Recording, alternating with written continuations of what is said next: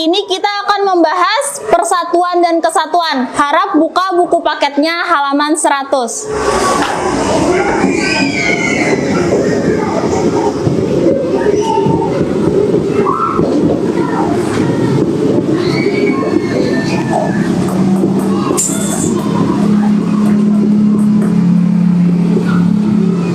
Sudah dibuka bukunya? Sudah. Nah, Ibu mau tanya lagi nih.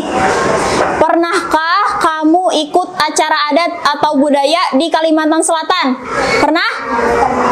Pernah. Kayak festival Pasar Terapung? Pernah? Pernah. Nah, apa yang kalian rasakan melihat banyak orang dari suku berbeda berkumpul bersama? Senang lah melihatnya?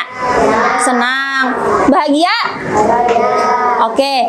Nah, jika ada teman yang berbeda suku, agama, atau budaya, bagaimana cara kita menunjukkan rasa persatuan kepada mereka?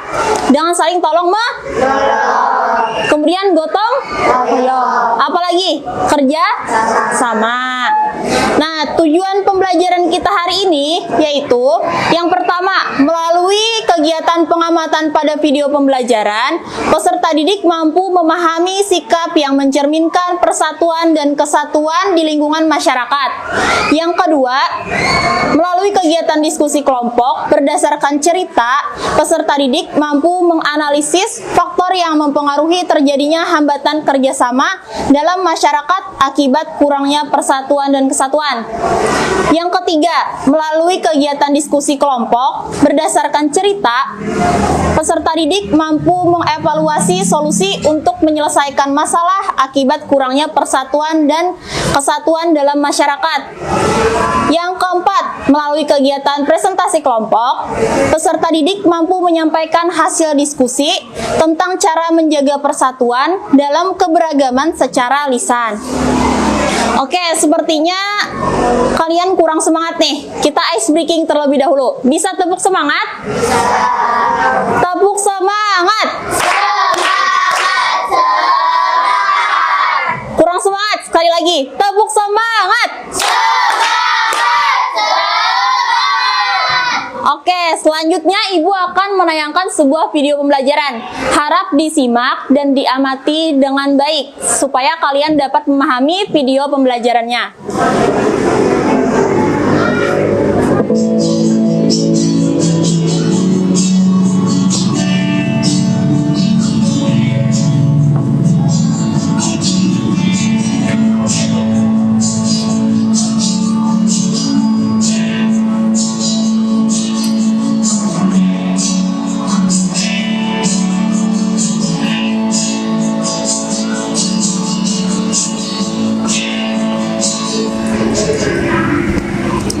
Oke, videonya sudah selesai. Nah, Ibu akan membahas sedikit mengenai video pembelajaran tadi. Jadi, persatuan dan kesatuan itu berasal dari kata satu yang artinya utuh dan tidak terpecah-pecah. Nah, persatuan dan kesatuan adalah kondisi yang tetap satu meskipun memiliki banyak perbedaan.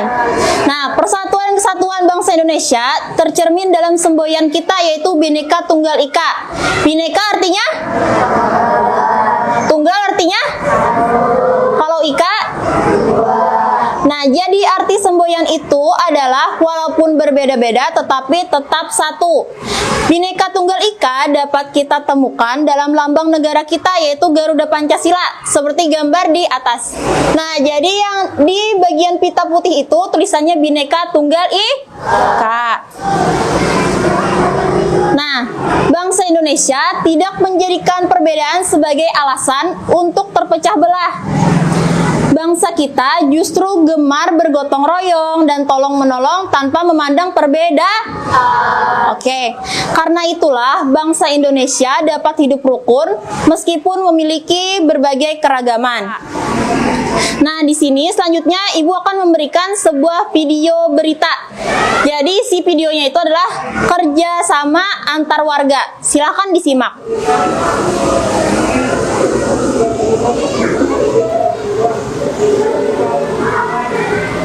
Memperingati 10 Muharram 1444 Hijriah, belasan ibu-ibu di Jalan Kuin Selatan Banjarmasin bergotong royong memasak bubur Asyura. Bubur yang memiliki cita rasa gurih ini disebut warga sudah menjadi tradisi tahunan untuk dimasak dan dibagikan kepada warga, baik sebagai makanan berbuka bagi mereka yang melaksanakan puasa Asyura.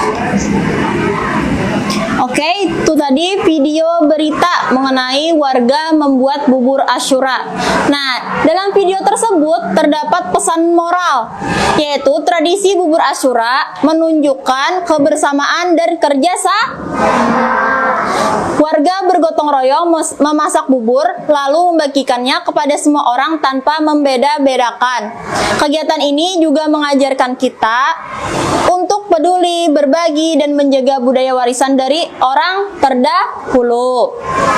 Bubur Asyura dibuat dari banyak bahan yang berbeda-beda, tapi bisa menjadi satu bubur yang enak. Itu mengajarkan kita bahwa walaupun berbeda, kita tetap bisa bersatu dan hidup rukun.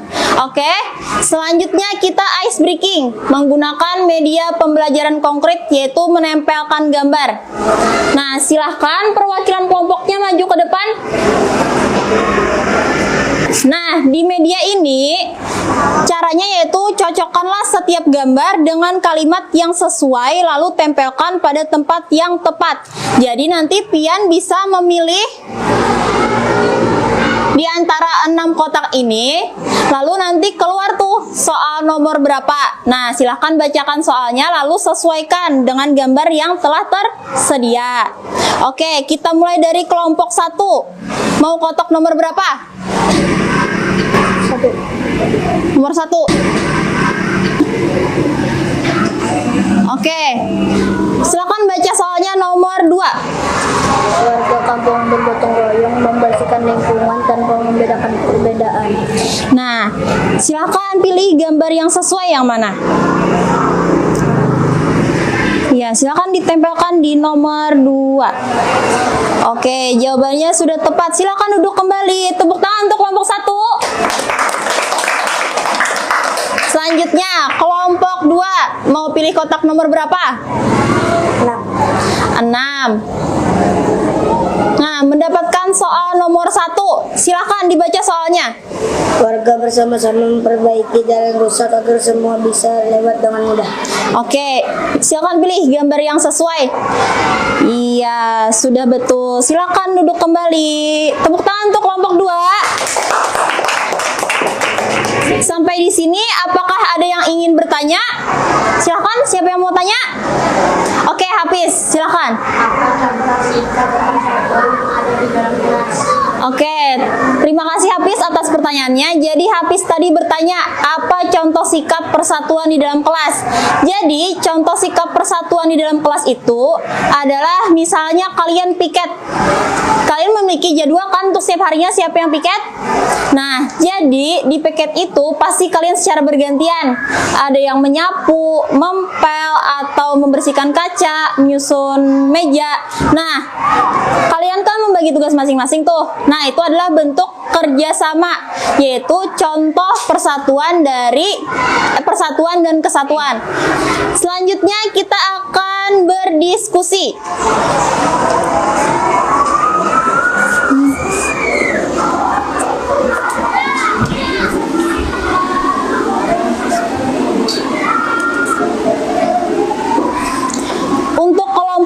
Disesuaikan dengan tempat duduk kalian masing-masing. Jadi ini kelompok 1, kelompok 2, kelompok 3, dan kelompok 4. Nah, di sini Ibu memiliki LKPD. Ada 2 halaman. Jadi, halaman pertama tulis nama kelompok kalian 1, 2, 3, dan 4. Selanjutnya, tulis nama anggota kelompok. Boleh nama panjang, boleh nama pendek, terserah. Yang selanjutnya, kelas 5 B. Nah, di bawahnya ada tujuan pembelajaran dan petunjuk. Silahkan kalian baca nanti. Di halaman kedua itu terdapat sebuah teks cerita. Harap dibaca terlebih dahulu sebelum kalian menjawab soal nomor 1 dan nomor 2. Nomor 1 ini kalian mencari faktor yang menyebabkan suatu kejadian. Untuk yang nomor 2, cara menyelesaikannya. Sampai di sini apakah sudah paham? Paham. Oke, Ibu bagikan dulu. Baik, perkenalkan nama saya Flaviana Bunga dengan NPM 24103353. Kali ini saya akan menganalisis sebuah video yang berjudul Nilai Persatuan dan Kesatuan. Tujuan dari pembuatan video ini untuk memenuhi tugas dari mata kuliah PKN. Video pembelajaran yang dianalisis merupakan rekaman praktik mengajar dalam konteks pendidikan profesi guru atau PPG. Video ini menampilkan proses pembelajaran di kelas sekolah dasar yang dirancang berdasarkan prinsip pembelajaran berpusat pada peserta didik. Selaras dengan semangat kurikulum merdeka, guru berperan sebagai fasilitator yang mendorong keterlibatan aktif peserta didik melalui kegiatan bermakna, kontekstual, dan kolaboratif. Pendidikan memiliki peran strategis dalam membentuk sumber daya manusia yang berkualitas, berkarakter, dan mampu beradaptasi dengan perkembangan zaman. Dalam konteks pendidikan dasar, guru memegang peran sentral sebagai ujung tombak pelaksanaan kebijakan pendidikan nasional di ruang kelas. Oleh karena itu, peningkatan kualitas guru melalui pendidikan profesi guru atau PPG menjadi salah satu upaya sistematis pemerintah dalam menjamin mutu pendidikan. Analisis video pembelajaran menjadi penting karena memberikan gambaran autentik tentang bagaimana teori pedagogik diterjemahkan dalam praktik nyata. Melalui analisis ini, dapat dievaluasi sejauh mana guru mampu mengintegrasikan perencanaan pembelajaran, strategi mengajar, pengelolaan kelas, serta asesmen pembelajaran secara utuh dan bermakna. Analisis ini bertujuan untuk mengkaji kualitas pembelajaran yang ditampilkan dalam video dari aspek perencanaan pembelajaran, pelaksanaan integrasi guru dan peserta didik, penggunaan model pembelajaran asesmen, serta refleksi pedagogik dengan mengaitkan pada teori dan kebijakan pendidikan terkini. Baik, bagaimana konteks program PPG dan UKIN? Program PPG bertujuan untuk menghasilkan guru profesional yang memiliki 4 kompetensi utama, yaitu kompetensi pedagogik, kompetensi profesional, kompetensi sosial, dan kompetensi kepribadian. Yang pertama, kompetensi pedagogik. Kompetensi pedagogik ini adalah kemampuan guru dalam mengelola pembelajaran peserta didik secara utuh. Kompetensi ini mencakup kemampuan guru untuk memahami karakteristik peserta didik, baik dari fisik, sosial, emosional, dan intelektual. Kemudian, dia merancang pembelajaran, di mana modul ajar atau RPP sesuai CP dan tujuan pembelajaran. Kemudian, menerapkan model dan metode pembelajaran yang tepat, misalnya PBL, PJBL, dan Discovery Learning.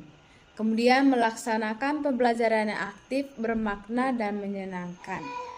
Melakukan asesmen diagnostik, formatif, dan sumatif, dan melaksanakan refleksi dan tindak lanjut pembelajaran. Yang kedua, kompetensi profesional. Kompetensi profesional ini adalah penguasaan guru terhadap materi pembelajaran secara mendalam dan luas. Kompetensi ini meliputi yang pertama, penguasaan konsep, struktur, dan metode keilmuan pada mata pelajaran yang diampu. Kemudian yang kedua, kemampuan mengaitkan materi dengan konteks kehidupan nyata. Ketiga, pemanfaatan teknologi dan sumber belajar secara tepat. Yang keempat, kemampuan mengembangkan materi ajar secara kreatif dan inovatif. Dan kelima, mengikuti pengembangan keprofesian berkelanjutan. Yang ketiga, kompetensi sosial. Kompetensi sosial adalah kemampuan guru berkomunikasi dan berinteraksi secara efektif dengan lingkungan sekitar. Kompetensi ini mencakup yang pertama, berkomunikasi dengan peserta didik secara santun dan empatik. Kedua, bekerja sama dengan sesama guru dan tenaga kependidikan. Ketiga, menjalin hubungan baik dengan orang tua atau wali peserta didik. Keempat, bersikap inklusif, objektif, dan tidak diskriminatif. Dan yang kelima, berperan aktif dalam lingkungan sekolah dan masyarakat. Yang keempat, kompetensi kepribadian. Kompetensi kepribadian adalah karakter dan kepribadian guru yang mencerminkan sosok pendidik teladan. Kompetensi ini meliputi pertama, memiliki kepribadian yang stabil, dewasa, arif, dan beribawa. Kedua, bertindak sesuai norma agama, hukum, dan sosial. Ketiga, menunjukkan sikap jujur, disiplin, dan bertanggung jawab. Keempat, menjadi teladan bagi peserta didik. Kelima, memiliki etos kerja dan rasa bangga sebagai guru. Video praktik mengajar dalam konteks UKEIN berfungsi sebagai bukti performatif kompetensi tersebut. Guru tidak hanya dinilai dari penguasaan materi, tetapi juga dari kemampuan menciptakan pembelajaran yang aktif, inklusif, reflektif, dan berorientasi pada kebutuhan peserta didik. Yang berikut, bagaimana kesesuaian pembelajaran dengan kurikulum Merdeka. Yang pertama, capaian pembelajaran dan profil pelajar Pancasila. Dalam video ini, guru telah merancang pembelajaran yang mengarah pada pencapaian kompetensi peserta didik secara holistik. Tidak hanya aspek kognitif, tetapi juga sikap dan keterampilan. Aktivitas diskusi kelompok, pemecahan masalah, dan presentasi menunjukkan upaya menumbuhkan dimensi profil pelajar Pancasila. Khususnya, yang pertama bernalar kritis, kedua gotong royong, ketiga mandiri, dan keempat kreatif. Hal ini sejalan dengan kurikulum Merdeka yang menekankan pembelajaran bermakna dan kontekstual, bukan sekedar menyampaikan materi, atau Kemendikbudristek 2022. Yang kedua, pembelajaran berbasis masalah dan konteks nyata. Guru menyajikan permasalahan yang dekat dengan kehidupan sehari-hari peserta didik. Pendekatan ini membantu peserta didik membangun pemahaman kontekstual melalui pengalaman langsung, bukan hafalan semata. Strategi ini relevan dengan prinsip konstruktivisme, di mana pengetahuan dibangun secara aktif oleh peserta didik. Yang berikut, bagaimana model dan strategi pembelajaran. Pertama, penerapan problem basic learning.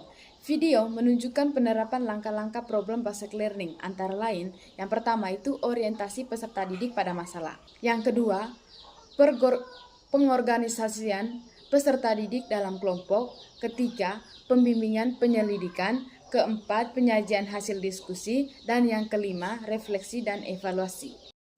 Yang pertama, orientasi peserta didik pada masalah. Di mana orientasi peserta didik pada masalah ini, guru memperkenalkan masalah nyata yang dekat dengan kehidupan sehari-hari peserta didik. Tujuannya adalah untuk menumbuhkan rasa ingin tahu, memotivasi peserta didik untuk belajar, mengaitkan materi dengan konteks kehidupan nyata. Yang kedua, pengorganisasian peserta didik dalam kelompok, di mana guru membagi peserta didik ke dalam kelompok kecil agar dapat bekerja sama dalam memecahkan masalah. Pada tahap ini, guru yang pertama itu menjelaskan tugas dan tujuan pembelajar, dua, membagi peran dalam kelompok, dan ketiga, mengarah cara kerja dan aturan diskusi. Keempat, tahap ini melatih kolaborasi, komunikasi, dan tanggung jawab peserta didik.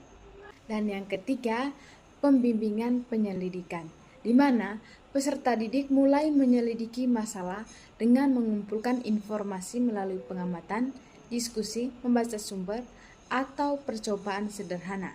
Peran gurunya adalah membimbing dan memfasilitasi, memberikan pertanyaan pengarah, membantu jika peserta didik mengalami kesulitan. Tahap ini menekankan berpikir kritis dan keterampilan dalam memecahkan masalah. Keempat, penyajian hasil diskusi. Setiap kelompok, penyajian hasil penyelidikan atau solusi yang mereka temukan. Bentuk penyajian dapat berupa presentasi lisan atau poster dan gambar, dan laporan sederhana. Tahap ini melatih kepercayaan diri, kemampuan berbicara, dan saling menghargai pendapat. Kelima, refleksi dan evaluasi. Pada tahap akhir, guru bersama peserta didik dapat merefleksikan proses pembelajaran, menyimpulkan materi yang dipelajari, mengevaluasi hasil dan kerja kelompok.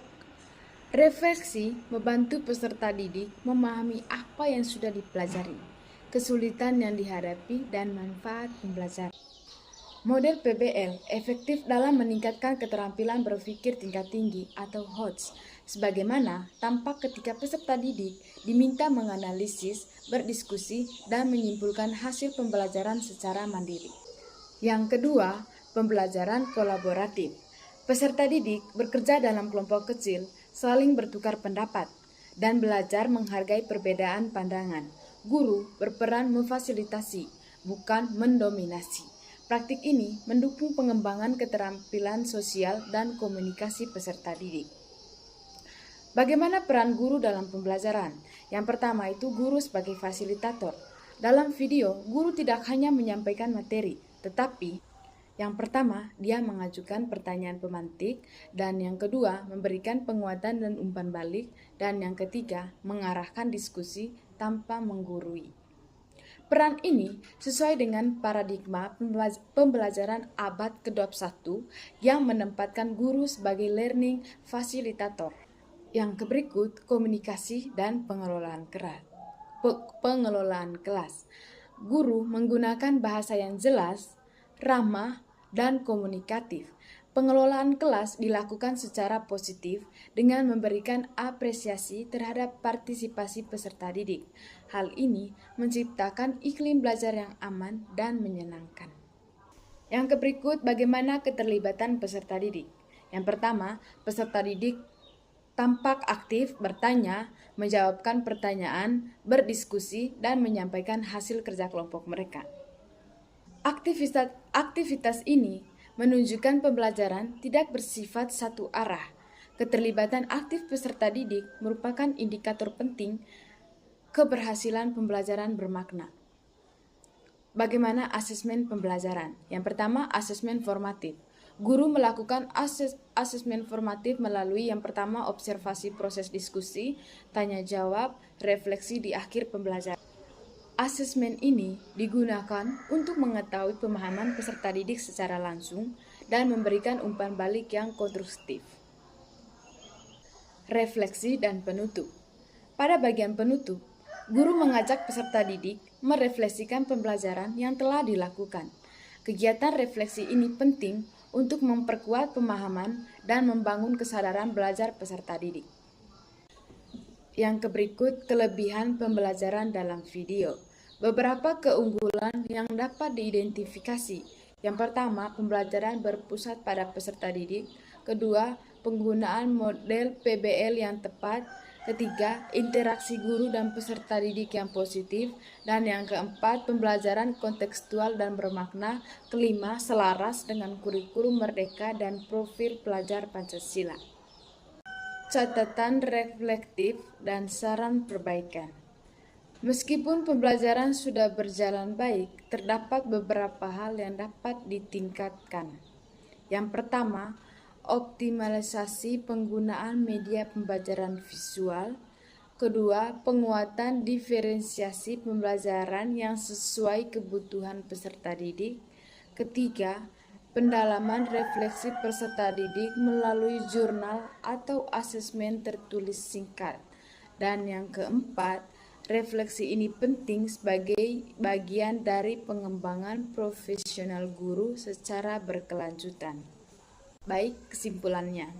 Berdasarkan hasil analisis penyeluruhan terhadap video praktik pembelajaran dalam konteks pendidikan profesi guru atau PPG atau ujian kompetensi internasional, dapat disimpulkan bahwa pembelajaran yang ditampilkan telah mencerminkan implementasi pedagogik yang selaras dengan prinsip, tujuan, dan arah kebijakan kurikulum merdeka. Guru tidak hanya berperan sebagai penyampai materi, melainkan sebagai fasilitator pembelajaran yang mampu menciptakan lingkungan belajar yang aktif, partisipatif, dan bermakna bagi peserta didik sekolah dasar. Secara perencanaan, pembelajaran telah dirancang dengan mengacu pada pencapaian pembelajaran serta mempertimbangkan kebutuhan perkembangan peserta didik secara holistik. Tujuan pembelajaran tidak terbatas pada pencapaian aspek kognitif, tetapi juga diarahkan pada pengembangan keterampilan sosial, sikap, dan karakter. Hal ini terlihat dari aktivitas diskusi kelompok, pemecahan masalah kontekstual, serta presentasi hasil kerja yang secara nyata mendukung pembentukan dimensi profil pelajar Pancasila, khususnya bernalar kritis, gotong royong, kemandirian, dan kreativitas. Dari aspek pelaksanaan, guru mampu mengimplementasikan model Problem Basic Learning atau PBL secara sistematis dan konsisten. Penyajian permasalahan yang kontekstual dan dekat dengan kehidupan sehari-hari peserta didik, mendorong terjadinya proses belajar yang bermakna dan mendalam. Peserta didik tidak hanya menerima informasi secara pasif, tetapi secara aktif, terlibat dalam proses berpikir, berdiskusi, mengemukan pendapat, serta menyusun kesimpulan berdasarkan hasil pemikiran kelompok. Proses ini menunjukkan terbangunnya keterampilan berpikir tingkat tinggi atau High Order Think Skill atau HOTS yang menjadi tuntutan pembelajaran abad ke-21. Interaksi antara guru dan peserta didik dalam pembelajaran berlangsung secara positif, komunikatif, dan humanis. Guru menunjukkan kemampuan mengelola kelas dengan baik melalui penggunaan bahasa yang santun, pemberian penguatan positif, serta penciptaan suasana belajar yang aman dan menyenangkan. Kondisi ini berkontribusi pada meningkatnya partisipasi dan keberanian peserta didik dalam menyampaikan pendapat. Keterlibatan aktif peserta didik selama proses pembelajaran menjadi indikator penting bahwa pembelajaran telah berlangsung secara berpusat pada peserta didik. Dari sisi asesmen, guru telah menerapkan asesmen formatif yang terintegrasi dalam proses pembelajaran melalui observasi, tanya jawab, serta refleksi di akhir kegiatan. Asesmen ini berfungsi tidak hanya untuk mengukur hasil belajar, tetapi juga sebagai sarana untuk memahami proses berpikir peserta didik dan memberikan umpan balik yang konstruktif. Kegiatan refleksi pada penutup pembelajaran membantu peserta didik menyadari apa yang telah dipelajari, bagaimana proses belajarnya, dan mengapa materi tersebut penting dalam kehidupan sehari-hari. Meskipun demikian, pembelajaran yang ditampilkan masih memiliki ruang untuk dikembangkan lebih lanjut, terutama dalam aspek diferensiasi pembelajaran, pemanfaatan media pembelajaran yang lebih variatif, serta pendalaman refleksi peserta didik melalui instrumen tertulis atau jurnal belajar. Penguatan aspek-aspek tersebut akan semakin meningkatkan kualitas pembelajaran dan memastikan bahwa seluruh peserta didik memperoleh pengalaman belajar yang sesuai dengan kebutuhan dan karakteristik masing-masing. Secara keseluruhan, video praktik pembelajaran PPG ini menunjukkan bahwa guru telah memiliki kompetensi pedagogik yang memadai dan mampu menerjemahkan teori pembelajaran ke dalam praktik nyata di kelas. Praktik pembelajaran yang ditampilkan